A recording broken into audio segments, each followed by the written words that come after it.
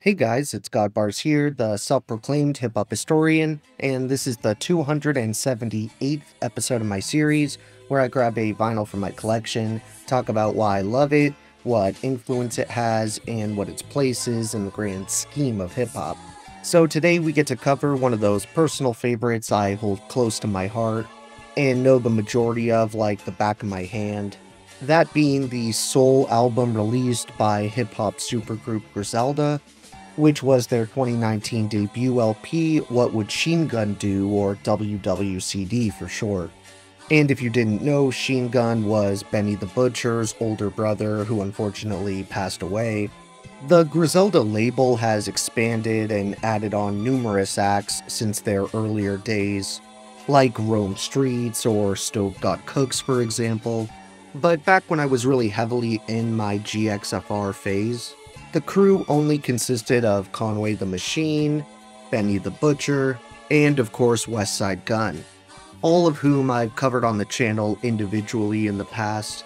I've mentioned these guys and the movement that accompanied them numerous times, and the output coming from their scene was practically all I was bumping at the time this LP dropped, and I remember constantly playing each new single for it as they came out, in anticipation of the full-length debut that the fans had been waiting on for so long. There were definitely a few people who were disappointed once the entire album hit, but personally I think any underwhelming or lackluster moments are pretty few and far between on this thing, and for the most part we're getting nothing but what Griselda excels at best: lyrically witty, metaphor and wordplay-filled street raps, with minimal, grimy production that has an unmistakably New York sound. I think the quality that made their music truly addicting to me is the contrast in their variety of styles, deliveries, and vocal tones, which makes it insanely satisfying when they pass off the mic to one another, which honestly is sort of a weirdly specific aspect of hip-hop that I hold way more stock in than the average person. Because for some reason, the way an MC comes in when they're handed the torch from someone else in a group track, if done well, can often end up becoming the most memorable part of a verse for me. And it also can set you in a state of mind where you're more likely to enjoy the rest of the verse, opposed to how you'd feel after an opening line that's boring and unimaginative. Other reviewers have said the same thing, and there seems to just be this phase that many listeners go through with Griselda, where you go back and end up getting hooked on their entire discographies. And it's hard to pinpoint exactly what the quality is that makes their formula work time and time again, but I think it's something about the familial energy that the three talented rappers share, and how they all can easily fit on the same page sonically and thematically, without anyone having to compromise themselves at all. They also were one of the key leaders for this new school of more minimal boom bap, though obviously you have to give a tip of the hat to other godfathers of this modern scene, like Huss Kingpin or Rock Marciano. This is also a trio where any given fan's favorite member can and probably has changed at one time or another. I know I can say that for me personally, as my pick has switched back and forth on numerous occasions.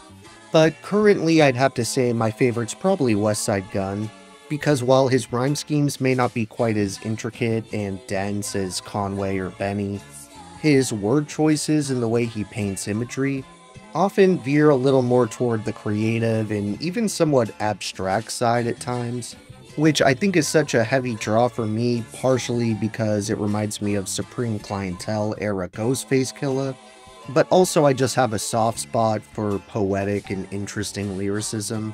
Speaking of Ghostface, one Westside Gunn verse I adore on this LP is very reminiscent of the type of story you'd hear on Fish Scale, and it comes on the killer track Freddy Hotspot, which really has top-of-the-line verses from everyone, and if I had a little more time I would probably give you a snippet from all of them.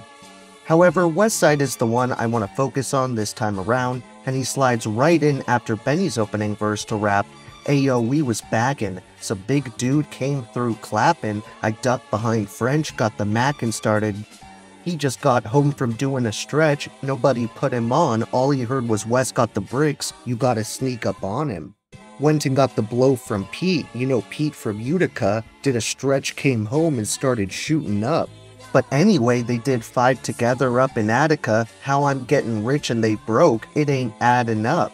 People started plotting on me, they followed me from Juma. I peeped the Nautica van, and yo, I gotta lose 'em. Floating down Fillmore, slid up in CP. One of us gotta go, it ain't gonna be me. Still got the ace still. Hopped out, shot Pete on June, his brains landed on Wakefield. 2 weeks later we was bagging, the big homie showed up. I hid behind the fridge and started clapping.